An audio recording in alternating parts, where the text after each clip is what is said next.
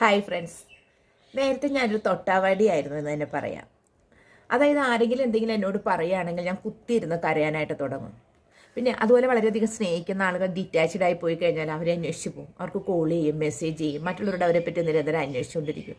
എൻ്റെ വീട്ടിൽ തന്നെ എന്നെ ആരെങ്കിലും വഴക്ക് പറഞ്ഞാൽ 2-3 ദിവസത്തേക്ക് ഡെസ്പായിട്ടിരിക്കും. ഇങ്ങനെയാണ്. അതുപോലെ ഞാൻ ചിന്തിക്കും, ആ കാര്യം എന്നോട് പറയേ വേണ്ട, എനിക്കത് ചെയ്യാനായിട്ട് കഴിയില്ല കേട്ടോ, എനിക്ക് അതിനുള്ള കഴിവൊന്നുമില്ല, ഞാൻ ചെയ്യില്ല, ഞാനൊരു കഴിവ് കെട്ടവളാണ്. മറ്റുള്ളവരോട് ഞാൻ പറയും എനിക്ക് ഒരു ഭാഗ്യവുമില്ല, ഞാൻ ഇങ്ങനെ ആയിപ്പോയല്ലോ എന്നൊക്കെ ഞാൻ പറയും.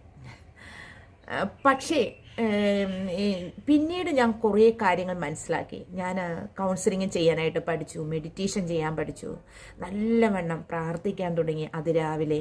അതുപോലെ മാനിഫെസ്റ്റേഷൻ പഠിച്ചു, നിരന്തരമായിട്ട് വർക്കൗട്ട് ചെയ്യാൻ തുടങ്ങി അതിന് വേണ്ടിയിട്ട്.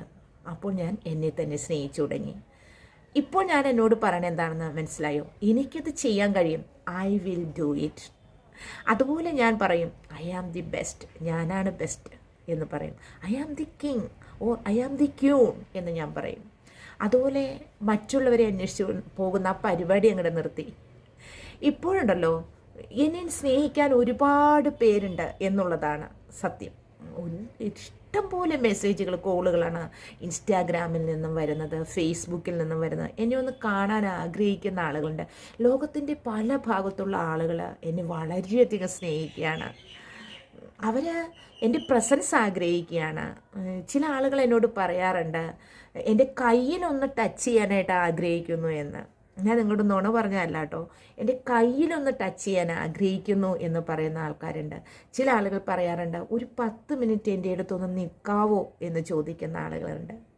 അപ്പോൾ ഇന്ന് ഞാൻ അതിൽ അഭിമാനിക്കുന്നു. ഇതൊക്കെ എങ്ങനെ സാധിച്ചെന്നറിയോ? ഞാൻ എന്നെ സ്നേഹിച്ചു തുടങ്ങിയപ്പോഴാണ്. ഞാൻ എന്നോട് തന്നെ പറഞ്ഞു you are the king, you are the boss, you are the best എന്ന് ഞാൻ പറഞ്ഞു തുടങ്ങി. അപ്പോൾ മുതലാണ്. ഇത് നിങ്ങളും പ്രാക്ടീസ് ചെയ്യുക കേട്ടോ.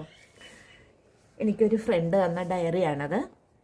മാനിഫെസ്റ്റേഷൻ പ്രാക്ടീസ് ചെയ്യുമ്പോൾ ഇതിൽ എഴുതി വയ്ക്കണം എന്ന് പറഞ്ഞ് എൻ്റെ ഒരു ഫ്രണ്ട് തന്നതാണത്.